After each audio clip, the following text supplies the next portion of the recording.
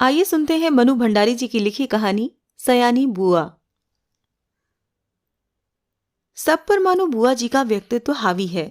सारा काम वहां इतनी व्यवस्था से होता जैसे सब मशीनें हों जो कायदे में बंधी बिना रुकावट अपना काम किए चली जा रही हैं। ठीक 5 बजे सब लोग उठ जाते, फिर 1 घंटा बाहर मैदान में टहलना होता। उसके बाद चाय दूध होता। उसके बाद अन्नू को पढ़ने के लिए बैठना होता। भाई साहब भी तब अखबार और ऑफिस की फाइलें आदि देखा करते। 9 बजते ही नहाना शुरू होता। जो कपड़े बुआ जी निकाल दें वही पहनने होते। फिर कायदे से आकर मेज पर बैठ जाओ और खाकर काम पर जाओ। सयानी बुआ का नाम वास्तव में ही सयानी था या उनके सयानेपन को देखकर लोग उन्हें सयानी कहने लगे थे, सो तो मैं आज भी नहीं जानती। पर इतना अवश्य कहूंगी कि जिसने भी उनका ये नाम रखा वो नामकरण विद्या का अवश्य पारखी ही रहा होगा। बचपन में ही वो समय की जितनी पाबंद थीं, अपना सामान संभाल कर रखने में जितनी पटु थीं और व्यवस्था की जितनी कायल थीं, उसे देखकर चकित हो जाना पड़ता था। कहते हैं जो पेंसिल वो एक बार खरीदती थी वो जब तक इतनी छोटी न हो जाती कि उनकी पकड़ में भी न आए तब तक उससे बार बार काम लेती थीं। क्या मजाल कि वो कभी खो जाए या बार बार नोक टूटकर समय से पहले ही समाप्त हो जाए। जो रबड़ उन्होंने चौथी कक्षा में खरीदी थी उसे 9वीं कक्षा में आकर समाप्त किया।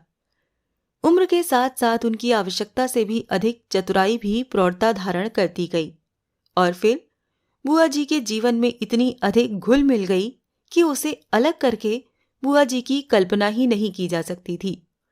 उनकी एक एक बात पिताजी हम लोगों के सामने उदाहरण के रूप में रखते थे, जिसे सुनकर हम सभी खैर मनाया करते थे कि भगवान करे वो ससुराल में ही रहा करें, वरना हम जैसे अस्त व्यस्त और अव्यवस्थित जनों का तो जीना ही हराम हो जाए। ऐसी ही सयानी बुआ के पास जाकर पढ़ने का प्रस्ताव जब मेरे सामने रखा गया तो कल्पना कीजिए मुझ पर क्या बीती होगी। मैंने साफ इनकार कर दिया कि मुझे आगे पढ़ना ही नहीं। पर पिताजी मेरी पढ़ाई के विषय में इतने सतर्क थे कि उन्होंने समझाकर, डांट कर और प्यार दुलार से मुझे राजी कर लिया। सच में राजी तो क्या कर लिया, समझिए अपनी इच्छा पूरी करने के लिए बाध्य कर दिया। और भगवान का नाम गुहारते गुहारते मैंने घर से विदा ली और उनके यहाँ पहुंची। इसमें संदेह नहीं कि बुआ जी ने बड़ा स्वागत किया, पर बचपन से उनकी ख्याति सुनते सुनते उनका जो रौद्र रूप मन पर छाया था उसमें उनका वो प्यार कहाँ तिरोहित हो गया मैं जान ही नहीं पाई। हाँ, बुआ जी के पति, जिन्हें हम भाई साहब कहते थे, बहुत ही अच्छे स्वभाव के व्यक्ति थे और सबसे अच्छा कोई घर में लगा तो उनकी 5 वर्ष की पुत्री अन्नू। घर के इस नीरस और यंत्र चालित कार्यक्रम में अपने को फिट करने में मुझे कितना कष्ट उठाना पड़ा और कितना अपने को काटना छांटना पड़ा ये मेरा अंतर्यामी ही जानता है। सबसे अधिक तरस आता था अन्नू पर। वो इस नन्ही सी उम्र में ही प्रौढ़ हो गई थी। न बच्चों का सा उल्लास, न कोई चहचहाहट। एक अज्ञात भय से वो घिरी रहती थी। घर के उस वातावरण में कुछ ही दिनों में मेरी भी सारी हंसी खुशी मारी गई। यूं बुआ जी की गृहस्थी जमे 15 वर्ष बीत चुके थे, पर उनके घर का सारा सामान देखकर लगता था मानो सब कुछ अभी कल ही खरीदा हो। गृहस्थी जमाते समय जो कांच और चीनी के बर्तन उन्होंने खरीदे थे आज भी ज्यों के त्यों थे, जबकि रोज उनका उपयोग होता था। वो सारे बर्तन स्वयं खड़ी होकर साफ करवाती थीं। क्या मजाल कोई एक चीज भी तोड़ दे। एक बार नौकर ने सुराही तोड़ दी थी। उस छोटे से छोकरे को उन्होंने इस कसूर पर बहुत पीटा था। तोड़ फोड़ से तो उन्हें सख्त नफरत थी। ये बात उनकी बर्दाश्त के बाहर थी।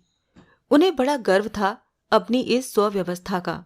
वो अक्सर भाई साहब से कहा करती थीं कि यदि वो इस घर में न आती तो न जाने बेचारे भाई साहब का क्या हाल होता।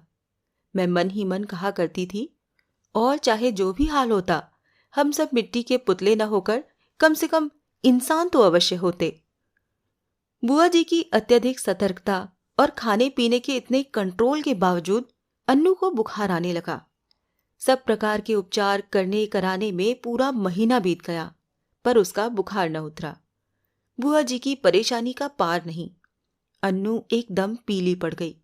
उसे देखकर मुझे लगता मानो उसके शरीर में ज्वर के कीटाणु नहीं, बुआ जी के भय के कीटाणु दौड़ रहे हैं, जो उसे ग्रसते जा रहे हैं।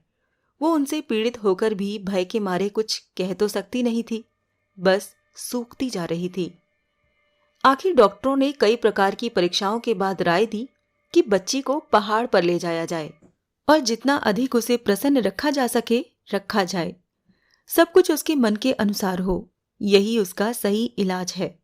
पर सच पूछो तो बेचारी का मन बचा ही कहाँ था। भाई साहब के सामने एक विकट समस्या थी। बुआ जी के रहते ये संभव नहीं था, क्योंकि अनजाने ही उनकी इच्छा के सामने किसी और की इच्छा चल ही नहीं सकती थी। भाई साहब ने शायद सारी बात डॉक्टर के सामने रख दी। तभी डॉक्टर ने कहा कि माँ का साथ रहना ठीक नहीं होगा। बुआ जी ने सुना तो बहुत आनाकानी की, पर डॉक्टर की राय के विरुद्ध जाने का साहस वो कर नहीं सकी, सो मन मारकर वहीं रहीं। अब जोर शोर से अन्नू के पहाड़ जाने की तैयारी शुरू हुई। पहले दोनों के कपड़ों की लिस्ट बनी, फिर जूतों की, मोज़ों की, गर्म कपड़ों की, ओढ़ने बिछाने के सामान की, बर्तनों की।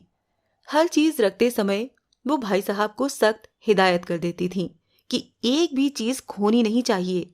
देखो, ये फ्रॉक मत खो देना, 7 रुपए मैंने इसकी सिलाई दी है। ये प्याले मत तोड़ देना, वरना 50 रुपए का सेट बिगड़ जाएगा।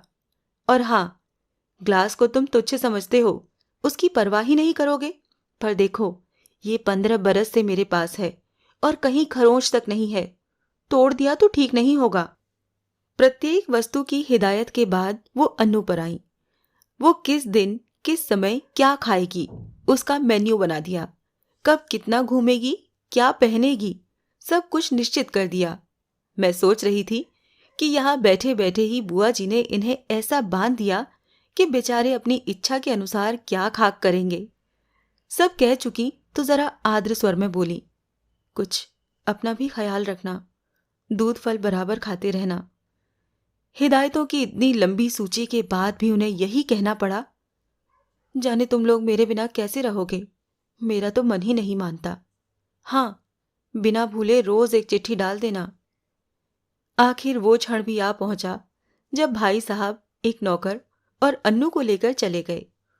बुआ जी ने अन्नू को खूब प्यार किया, रोई भी। उनका रोना मेरे लिए नई बात थी। उसी दिन पहली बार लगा कि उनकी भयंकर कठोरता में कहीं कोमलता भी छिपी है। जब तक तांगा दिखाई देता रहा वो उसे देखती रही। उसके बाद कुछ क्षण निर्जीव सी होकर पड़ी रही, पर दूसरे ही दिन से घर फिर वैसे ही चलने लगा। भाई साहब का पत्र रोज आता था, जिसमें अन्नू की तबीयत के समाचार रहते थे। बुआ जी भी रोज एक पत्र लिखती थीं, जिसमें अपनी उन मौखिक हिदायतों को लिखित रूप से दोहरा दिया करती थीं। पत्रों के तारीख में अंतर रहता था, बात शायद सब में वही रहती थी। मेरे तो मन में आता था कि कह दूं, बुआ जी रोज पत्र लिखने का कष्ट क्यों करती हो, भाई साहब को लिख दीजिए कि एक पत्र गत्ते पर चिपका कर पलंग के सामने लटका लें और रोज सवेरे उठकर पढ़ लिया करें। पर इतना साहस था नहीं कि ये बात कह सकूं। करीब 1 महीने के बाद एक दिन भाई साहब का पत्र नहीं आया, दूसरे दिन भी नहीं आया। बुआ जी बड़ी चिंतित हो उठी। उस दिन उनका मन किसी भी काम में नहीं लगा। घर की कसी कसाई व्यवस्था कुछ शिथिल सी मालूम होने लगी। तीसरा दिन भी निकल गया। अब तो बुआ जी की चिंता का पार नहीं रहा।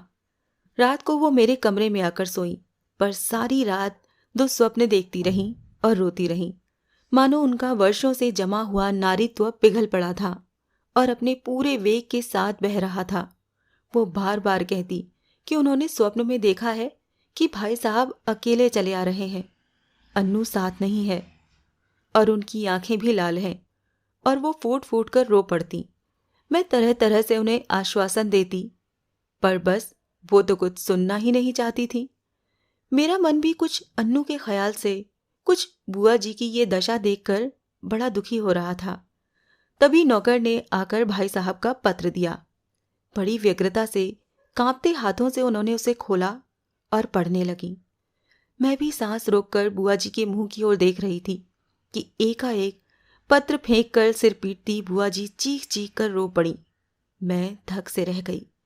आगे कुछ सोचने का साहस ही नहीं होता था। आंखों के आगे अन्नू की भोली सी नन्ही सी तस्वीर घूम गई। तो क्या अब अन्नू सचमुच इस संसार में नहीं है? ये सब कैसे हो गया? मैंने साहस करके भाई साहब का पत्र उठाया और पढ़ना शुरू किया। लिखा था, प्रिय सयानी, समझ में नहीं आता किस प्रकार तुम्हें ये पत्र लिखूं, किस मुंह से तुम्हें ये दुखद समाचार सुनाऊं। फिर भी रानी, तुम इस चोट को धैर्यपूर्वक सह लेना। जीवन में दुख की घड़ियां भी आती हैं और उन्हें साहसपूर्वक सहने में ही जीवन की महानता है। ये संसार नश्वर है, जो बना है वो एक न एक दिन मिटेगा ही। शायद इस तथ्य को सामने रखकर हमारे यहाँ कहा है कि संसार की माया से मोह रखना दुख का मूल है।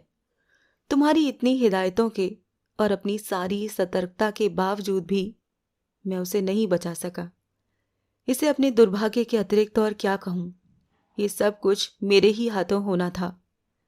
आंसू भरी आंखों के कारण शब्दों का रूप अस्पष्ट से अस्पष्टतर होता जा रहा था और मेरे हाथ कांप रहे थे। अपने जीवन में ये पहला अवसर था जब मैं इस प्रकार किसी की मृत्यु का समाचार पढ़ रही थी। मेरी आंखें शब्दों को पार करती हुई जल्दी जल्दी पत्र के अंतिम हिस्से पर जा पड़ी। धैर्य रखना मेरी रानी, जो कुछ हुआ उसे सहने की और भूलने की कोशिश करना। कल 4 बजे तुम्हारे 50 रुपए वाले सेट के दोनों प्याले मेरे हाथ से गिरकर टूट गए। अन्नू अच्छी है, शीघ्र ही हम लोग रवाना होने वाले हैं। 1 मिनट तक मैं हतबुद्धि सी खड़ी रही, समझ ही नहीं पाई ये क्या से क्या हो गया। ये दूसरा सदमा था। ज्यों ही कुछ समझती मैं जोर से हंस पड़ी। किस प्रकार मैंने बुआ जी को सत्य से अवगत कराया वो सब मैं कोशिश करके भी नहीं लिख सकूंगी, पर वास्तविकता जानकर बुआ जी भी रोते रोते हंस पड़ी। 5 आने की सुराही तोड़ देने पर नौकर को बुरी तरह पीटने वाली बुआ जी 50 रुपए वाले सेट के प्याले टूट जाने पर हंस रही थीं। दिल खोलकर हंस रही थीं, मानो उन्हें स्वर्ग की निधि मिल गई हो। अभी आपने सुनी मनु भंडारी जी की लिखी कहानी सयानी बुआ।